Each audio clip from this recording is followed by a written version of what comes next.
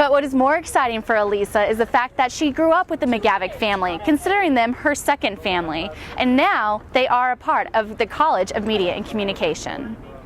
CHL candidates spend a minimum of 4 hours in the classroom in addition to range time, but that is not nearly enough for Texas citizens to become proficient in the use of firearms. In an effort to prepare engineering students for their futures in the workforce, it is a requirement for students who began in the college after fall 2013 to study abroad, knowing that the experience can be beneficial in numerous ways, even to tech itself. We see this as one of the staples of Texas Tech, and to help kind of let others know that this is a possibility and that it can be done, and we want this to continue, far into the future. Studying abroad not only helps students with the technical skills they learn during their time abroad, but also with personal growth from being in a different environment and stepping outside of their comfort zone. Last year, 10 to 15% of Texas Tech college students studied abroad, and the Whitaker College of Engineering is hoping to increase that number by making studying abroad a requirement. I personally lived in China, and that is a completely different culture than a lot of the rest of the world, and it really does open your mind. It teaches you how to deal with even different rules and regulations that they have. So it's a great opportunity for them to grow in their field. Right side Texas Tech alums and employers have noticed that many college graduates are not prepared to work in the international workforce. And Wright believes studying abroad can help change that by allowing students to gain global competency. Students can complete any course, an international internship, a service learning project, or even research abroad. With MCTV, I'm Justin Gonzales.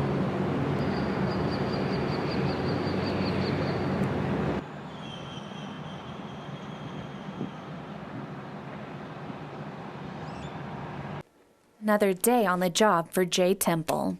I do not to this day know how I got from inverted upside down to standing on my feet.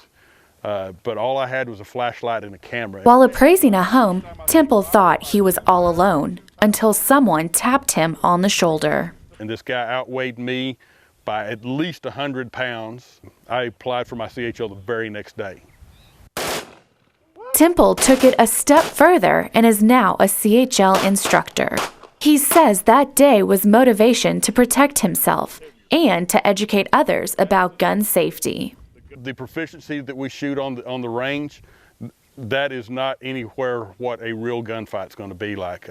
CHL candidates spend a minimum of 4 hours in the classroom in addition to range time, but that is not nearly enough for Texas citizens to become proficient in the use of firearms. In that class, all we're doing is basically going over the Texas laws and a little bit of safety and stuff like that. With the movement of current legislation, CHL holders may soon be carrying their handguns in plain sight. So many citizens would be alarmed by somebody carrying a pistol openly in a holster or otherwise.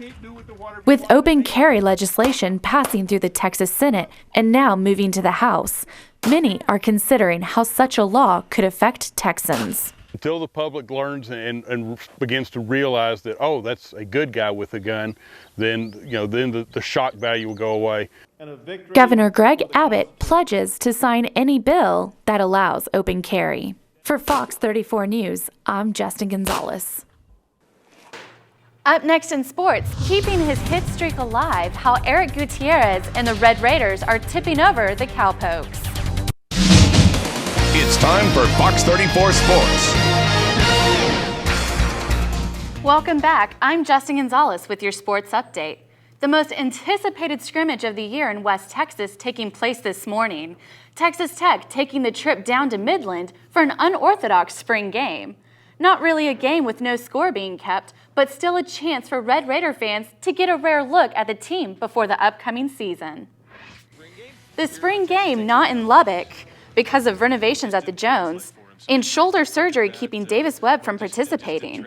Patrick Mahomes getting a majority of the reps. Here he finds DeMarcus Felton.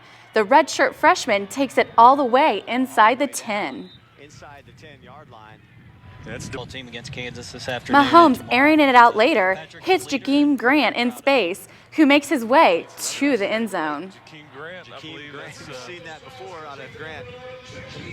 And that's the second touchdown pass. Now, Double T also moving the ball on the ground with Justin Stockton's 21-yard run between the tackles.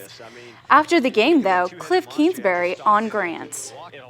And Jakeem, you know, when he's on, and we just got to get him continuing to be that consistent because he could be as dangerous as anybody in the country. And just showing those guys, like leading them guys away, showing them the right and wrong, and, you know, even if you mess up, you know, it's all about the next play.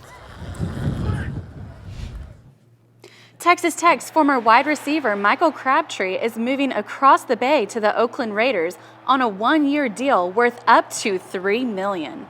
In an attempt to rejuvenate the lukewarm receiver, the Raiders have included a number of incentives in his contract in hopes that he will match his performance from back in 2012 when the Niners won the NFC Championship.